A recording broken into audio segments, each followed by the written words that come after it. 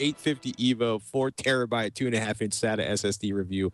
Speedy Behemoth, which sounds like the best code name ever, or a really, really obscure X-man or woman. Wow. So 48-layer VNAND, of course. 48-layer VNAND is performing at 32-layer VNAND levels, which is a good thing. This thing is huge. This is a 4 TB SSD. HDTAC transfer speeds are pretty much online with everything else in the EVO and the Pro lineup. They're pretty much maxed out at this point. 476.9 reads, 458.3 on writes, which is like a shade behind the 850 EVO 2 TB. But I think if you hiccup, you'll probably notice more of a difference between those two at 458.3 and 459.8 on write speeds. Again, just as fast. Pretty much everything looks like it's saturated across all the Samsungs. The MX300, that Crucial's a little bit behind there. File copy tests look good. How did the latency tests look? Latency tests look good. I mean, there was really not much changed from the 500 GB drive or whatever to this 4 TB drive. It kind of didn't perform better, didn't perform worse. It was just kind of right in line with expectations. There was an interesting thing on that page. Actually, if you look at that right there, this is not, it's not specific to this drive, but it was a new testing methodology that we're working on that Alan's been putting together. If you scroll down to the that image right there that you're looking at is what it looks like when say you have a downloading application in the background like BitTorrent or something like that, and you're downloading at about 30 megabytes per second continuous according to the application. That's kind of what your traffic looks like. You see how there's like little peaks and valleys. The application is basically caching data and kind of writing it to your drive in bursts. And we often get asked for storage performance like for real world scenarios. So if we scroll down to the second graph there, or the second image there, what you'll see is a look at two different drives, OCZ Tryon on the left, Samsung 850 EVO on the right. And what this new testing methodology does is we are able to simulate a constant 30 megabytes per second of writes in the background. And then the higher spikes that we're simulating there are 200 megabytes of reads all at once, as if you were starting up Photoshop or opening up a Chrome browser that had a bunch of tabs in it or something like that, right? And so what we're measuring now is kind of like the impact of background activity on kind of other types of activity. On the right, you see the 850 EVO 4 TB drive that's focus of this review kind of has the higher spikes are those 200 meg reads. It's consistent. On the left, the OCZ Tryon, it's almost consistent, but you have two instances where it kind of spikes up to 100%. And these are just some properties of the different caching mechanisms that these drives are using, et cetera. So we're diving more into that. So what happens is, what's interesting is that if you scroll down to the graph that Alan put together, you'll see kind of active speed during bursts, right? So both in reads and writes, the blue bars being reads and the orange bars being writes.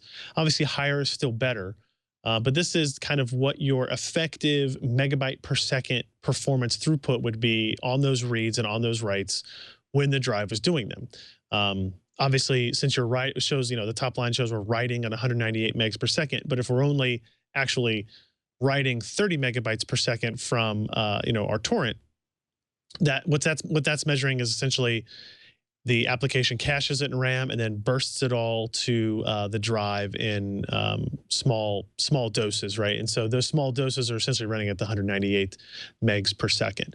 And so you can see SATA drives tend to be fairly consistent, fairly regular, but you look at like something like the MX300, which is a new drive that we actually had pretty good performance results with our previous testing, but it shows there that it's actually quite a bit lower than the EVO drives, than that SX930, which I think is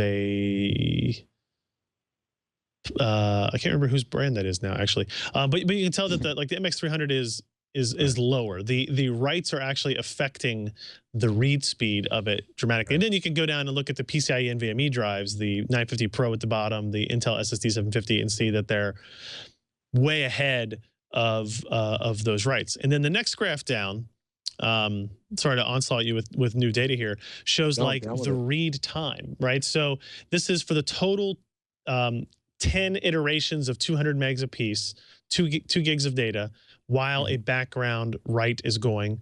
And this is maybe more indicative of, say you were loading up Doom and you were loading up your save game. It's probably going to read 2 gigabytes of textures and data into your system and into the graphics card, right? So this is indicative of that, right? And so this is based in time where lower is better.